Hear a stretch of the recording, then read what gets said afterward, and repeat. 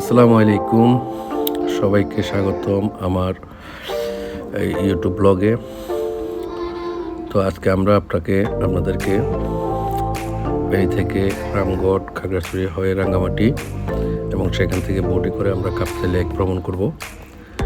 তো আমাদের সাথে থাকুন।